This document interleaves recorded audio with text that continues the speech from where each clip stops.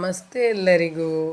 ನಾನಿವತ್ತು ಬ್ರೆಡ್ಡಿನಿಂದ evening snacks ಯಾವ ರೀತಿ ಮಾಡೋದಂತ ತೋರಿಸ್ತಾ ಇದ್ದೀನಿ. ಮೊಟ್ಟೆ ಬಳಸದೆ ಯಾವ ರೀತಿ ಮಾಡೋದಂತೇಳಿ. ಅದಕ್ಕೆ ನಾನೊಂದು ಬೌಲ್ ತಗೊಂಡಿದ್ದೀನಿ. ಆಮೇಲೆ ಟೊಮೊಟೊ ಮತ್ತು ಈರುಳ್ಳಿಯನ್ನು ಹಾಕಿಕೊಳ್ತಾ ಇದ್ದೀನಿ. ನಿಮಗೆ ಬೇರೆ ಏನಾದರೂ ತರಕಾರಿ, ಕ್ಯಾರೆಟ್ ತುರಿ, ಅದನ್ನ ಕ್ಯಾಪ್ಸಿಕಮ್ ಆ ಥರ ಏನಾದರೂ ಬೇಕಾದರೆ ತುರಿದು, ಇಲ್ಲದಿದ್ದರೆ ಸಣ್ಣದಾಗಿ ಹಚ್ಚಿಬಿಟ್ಟು ಹಾಕ್ಬೋದು. ನಾನು ಈರುಳ್ಳಿ ಮತ್ತು ಟೊಮೆಟೊ ಹಾಕ್ತಾಯಿದ್ದೀನಿ. ಆಮೇಲೆ ಉಪ್ಪು, ಅರಶಿನ, ಜೀರಿಗೆ, ಹಾಗೆ ಸ್ವಲ್ಪ ಖಾರದ ಪುಡಿಯನ್ನು ಹಾಕಿಕೊಳ್ತಾ ಇದ್ದೀನಿ. ಕಾಯಿ ಮೆಣಸು ಬೇಕಂತ ಹೇಳಿದರೆ ಕಾಯಿ ಮೆಣಸು ಕೂಡ ಬೇಕಾದರೆ ಹಾಕ್ಕೊಳ್ಬೋದು. ಆಮೇಲೆ ಕಡಲೆ ಹಿಟ್ಟನ್ನು ನಾನು ಹಾಕ್ಕೊಳ್ತಾ ಇದ್ದೀನಿ. ನಾನು ಒಂದು ತಟ್ಟೆ ಆಗುವಷ್ಟು ತಗೊಂಡಿದ್ದೀನಿ.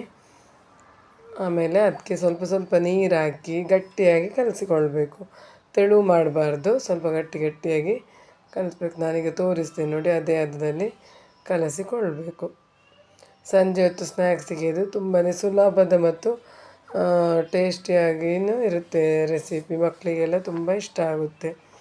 ಜಾಸ್ತಿ ಟೈಮ್ ಒಂದು ತಗೊಳ್ಳಲ್ಲ, ಒಂದು 5-10 ನಿಮಿಷದಲ್ಲಿ ಸ್ನ್ಯಾಕ್ಸ್ ಮಾಡ್ಬೋದು. ನೋಡಿ, ಈ ಥರ ಸ್ವಲ್ಪನೇ ನೀರು ಹಾಕಿ ಮಾಡಬೇಕು.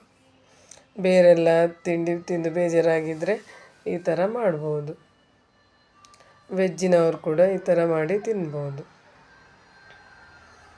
ನೋಡಿ, ಇಷ್ಟು ದಪ್ಪವಾಗಿ ಕಲಸಿಟ್ಟಿದ್ದೀನಿ. ಬೇಕಂತ ಹೇಳಿದರೆ ಸ್ವಲ್ಪ ನೀರು ಹಾಕ್ಕೊಳ್ಬೇಕು. ತುಂಬ ಗಟ್ಟಿನಲ್ಲ, ತುಂಬ ತೆಳುವಲ್ಲ, ಮೀಡಿಯಮ್ ಈ ಥರ. ನೋಡಿ, ನಾವೀಗ ದೋಸೆ ಹಿಟ್ಟಲ್ಲಿ ಯಾವ ರೀತಿ ಇಡ್ತೀವಿ ನೋಡಿ, ಆ ಹದದಲ್ಲಿ ಕಲಿಸ್ಬೇಕು. ಆಮೇಲೆ ನಾನು ಬ್ರೆಡ್ಡನ್ನು ತಗೊಂಡಿದ್ದೀನಿ. ನಾನೊಂದು 6ರಿಂದ 7 ಆಗುವಷ್ಟು ಬ್ರೆಡ್ ತಗೊಂಡಿದ್ದೀನಿ. ಆಮೇಲೆ ಅದನ್ನು ನಾನು ಕ್ರಾಸ್ ಆಗಿ ಕಟ್ ಮಾಡ್ಕೊಳ್ತಾ ಇದ್ದೀನಿ. ಈ ಥರ ನೋಡಿ, ಟ್ರಯಾಂಗಲ್ ಶೇಪಲ್ಲಿ ಈ ಥರ ನೋಡಿ ಅರ್ಧ ಕಟ್ ಮಾಡ್ಕೊಂಡಿದ್ದೀನಿ.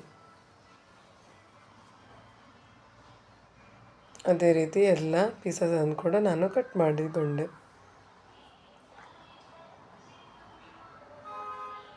ಆಮೇಲೆ ಒಂದು ಕಾವಲಿಯನ್ನು ಬಿಸಿ ಮಾಡಲಿಕ್ಕೆ ಇಟ್ಟು ಅದಕ್ಕೆ ಎಣ್ಣೆ ಹಚ್ಚಿ, ಎಣ್ಣೆನೂ ಅಷ್ಟೇ ಇದಕ್ಕೆ ಜಾಸ್ತಿ ಏನು ಬೇಕಂತ ಎಣ್ಣೆಯಲ್ಲೇ ಬಿಡಬೇಕಂತೇನಿಲ್ಲ. ಸ್ವಲ್ಪ ಎಣ್ಣೆ ತವಕ್ಕೆ ಎಣ್ಣೆ ಹಚ್ಚಿ ಫ್ರೈ ಮಾಡಿದರೆ ಆಯಿತು. ಆಮೇಲೆ ಬ್ರೆಡ್ಡನ್ನು ಈ ಥರ ಡಿಪ್ ಮಾಡಿ ಮುಳುಗಿಸಿ ಫ್ರೈ ಮಾಡಿಕೊಳ್ಬೇಕು. ಈ ಥರ ನೋಡಿ, ನಾನು ಎರಡೆರಡೆ ಹಾಕಿ ಫ್ರೈ ಮಾಡ್ಕೊಳ್ತಾ ಇದ್ದೀನಿ.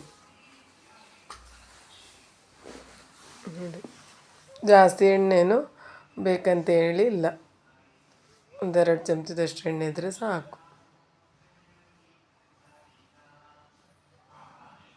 ಆಮೇಲೆ ಚೆನ್ನಾಗಿ ಫ್ರೈ ಆಗಲಿಕ್ಕೆ ಬಿಡಬೇಕು. ಈಗ ಸ್ವಲ್ಪ ಮೇಲಿಂದ ಎಣ್ಣೆ ಸ್ವಲ್ಪ ಹಾಕಿಕೊಳ್ತಾ ಇದ್ದೀನಿ.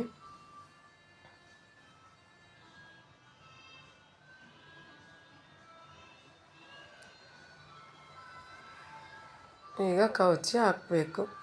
ಒಂದು ಸೈಡ್ ಫ್ರೈ ಆದಮೇಲೆ ಇನ್ನೊಂದು ಸೈಡ್ ಒಂಥರ ಕೆಂಪು ರೋಸ್ಟಾಗಿ ಫ್ರೈ ಆಗ್ತದೆ. ತುಂಬಾ ಚೆನ್ನಾಗಿ ಬರುತ್ತೆ ಟೇಸ್ಟ್ ಅಂತೂ. ನಾನಿಲ್ಲಿ ಈರುಳ್ಳಿ ಮತ್ತು ಟೊಮೊಟೊ ಹಾಕಿದ್ದೀನಿ. ಬೇರೆ ತರಕಾರಿ ಏನಾದರೂ ಹಾಕಬೇಕಂತ ಹೇಳಿದರೆ ಹಾಕ್ಬೋದು. ಕ್ಯಾರೆಟ್ ಹಾಕ್ಬೋದು. ಆಮೇಲೆ ಕ್ಯಾಪ್ಸಿಕಮನ್ನು ಸಣ್ಣದಾಗಿ ಹಚ್ಚಿಬಿಟ್ಟು ಕೂಡ ಹಾಕ್ಬೋದು. ತುಂಬಾ ಟೇಸ್ಟ್ ಆಗುತ್ತೆ. ಆಮೇಲೆ ಖಾರ ಯಾರಿಗೆ ಜಾಸ್ತಿ ಇಷ್ಟ ಅವ್ರು ಬೇಕಾದರೆ ಕಾಯಿ ಮೆಣಸು ಸಣ್ಣದಾಗಿ ಹಚ್ಚಿನೂ ಮಾಡ್ಬೋದು. ನಾನು ಮಕ್ಕಳೆಲ್ಲ ತಿನ್ನೋದ್ರಿಂದ ನಾನು ಮೆಣಸಿನ ಪೌಡರ್ ಸ್ವಲ್ಪ ಹಾಕಿದೆ, ಕಾಯಿ ಮೆಣಸೇನೂ ಹಾಕ್ಲಿಕ್ಕೆ ಹೋಗಿಲ್ಲ. ಈ ರೀತಿ ಸಿಂಪಲ್ಲಾಗಿ ಮಾಡಿದೆ ನೋಡಿ. ಇಷ್ಟು ಫ್ರೈ ಆಗಬೇಕು.